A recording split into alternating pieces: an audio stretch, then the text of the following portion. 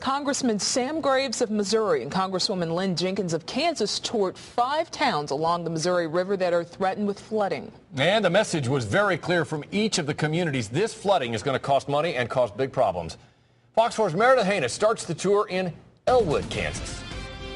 Here in Elwood, Kansas, it is a constant convoy of dump trucks bringing in loads of sand to help shore up what the Army Corps of Engineers is calling a low spot on the levee that's holding back the Missouri River. Elwood's mayor says the city spent over $8 million last year just on flood preparations, an amount the town can't handle year after year. We have one business that's already told us, hey, if it floods, we're not coming back. Additional work will continue on the levee, but the mayor says at this point they're waiting and hoping their plans to protect residents work. 28 feet and rising, we're going to do a voluntary evacuation for our city. At 29 and rising, we will have a mandatory evacuation. Across the river in St. Joseph, Missouri River levels mean different areas threatened, and a sea of sandbags could be the key to hold a river rising.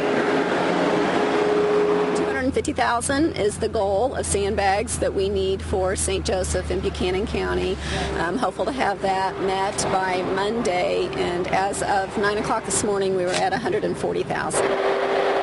Robertson believes that should mean protection against a 32-foot flood stage. But just south, the concern isn't only the height of the river, but the duration of the flooding. The possible economic loss, if the worst case scenario of this flooding would happen, will be phenomenal. Just outside of Rushville, fields of corn and soybeans lay in wait for their destruction. This Rushville Sugar Lake is predicted to possibly overtop. Basically 2 to 3 blocks into the town is about the max. And in Atchison, a 600-foot levee wall was put in place to protect businesses. We're probably a week out for when it's going to probably be at a point that if the levees hold, then it's going to be getting up higher over here into our town. The one concern the mayor of Atchison does have is actually for his Missouri neighbors. There are quite a few who live there but are employed here in Atchison or utilize the Atchison businesses.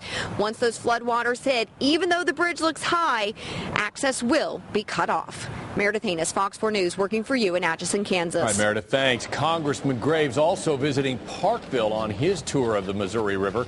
He expressed his frustration there with the Corps of Engineers and its decision to release enormous amounts of water from upstream dams on the Missouri River. Congressman Graves promising he'll raise community concerns in future meetings with the Corps.